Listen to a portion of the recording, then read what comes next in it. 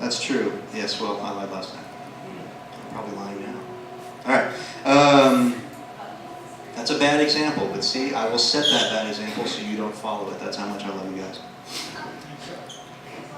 So the title of this message is Just Sucks. And I know it's a bit vulgar, but it's very much me, and if you who know me, that's just makes sense. And so the reason it's that way is we've had kind of a storm hit us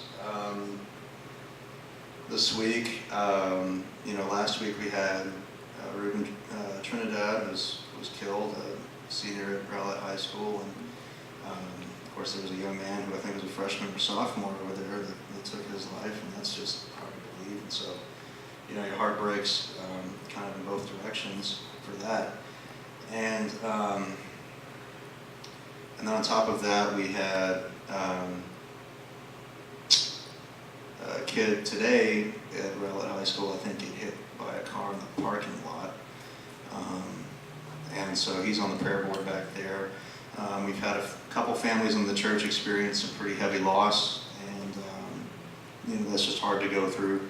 And that was all in the midst of the confirmation lock-in and everything.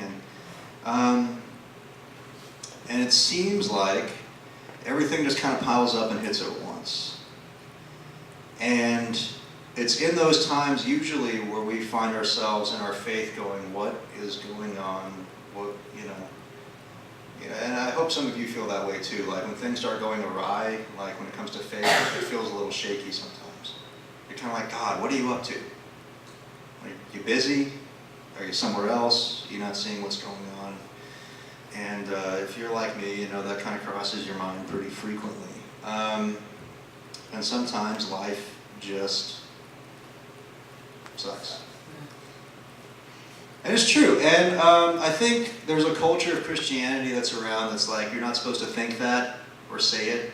The people that are always kind of like, count your blessings, even in the darkest times, that sort of thing. And that can be useful, but sometimes you just have to sit there, plop down on a chair, just slumped, and go, this sucks.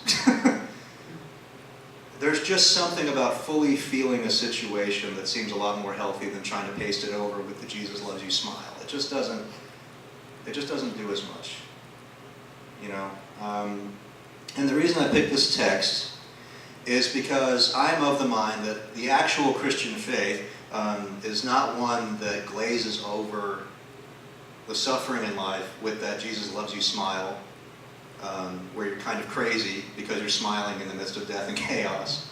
But instead is a faith that fully recognizes that, yes, sometimes life just sucks.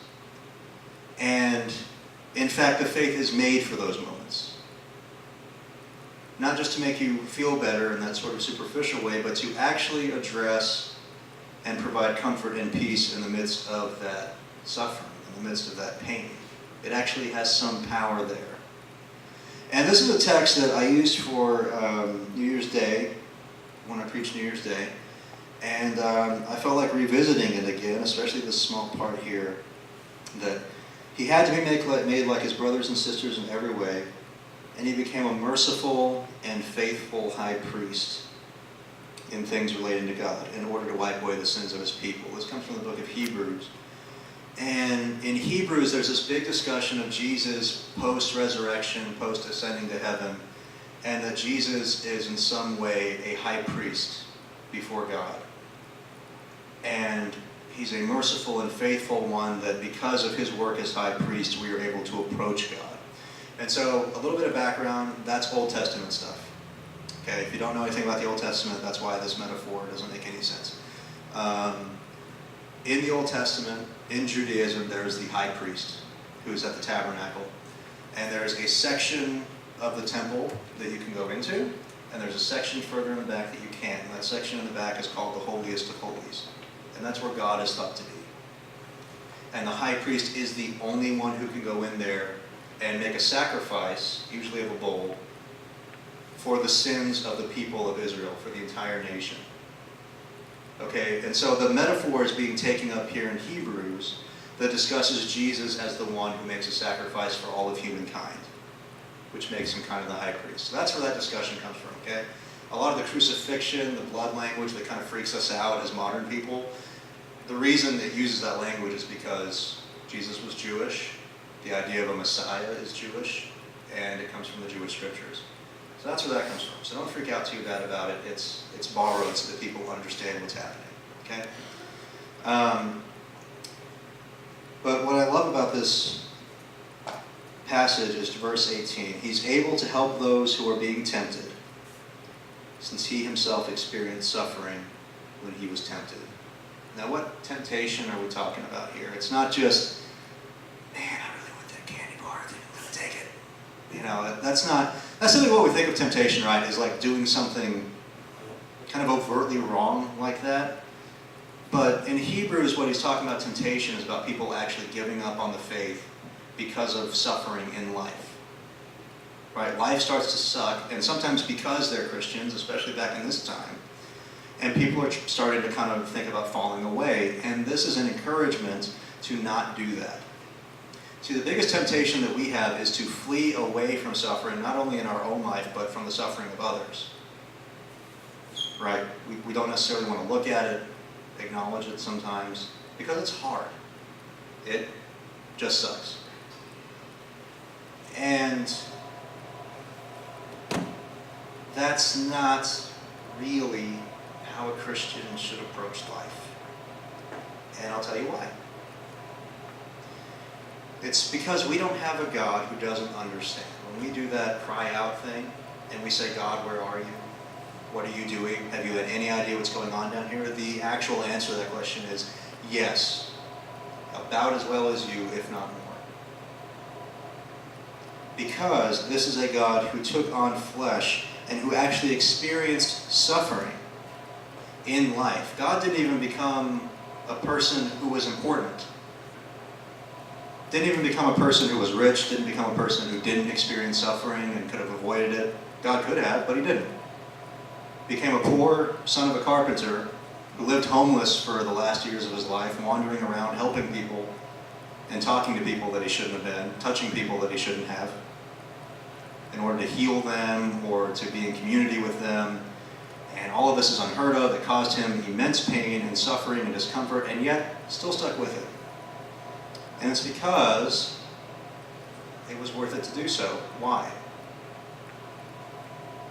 Life, a lot of the time, just sucks. There are moments in life where we just have to sit there and say, this is awful.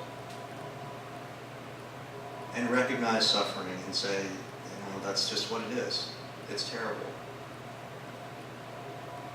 But then when it comes to where we think God is, and when it comes to our faith in those moments, what we have to realize is we don't have to look to the skies for God. We don't have to cry out and hope that God shows up, because God's already there.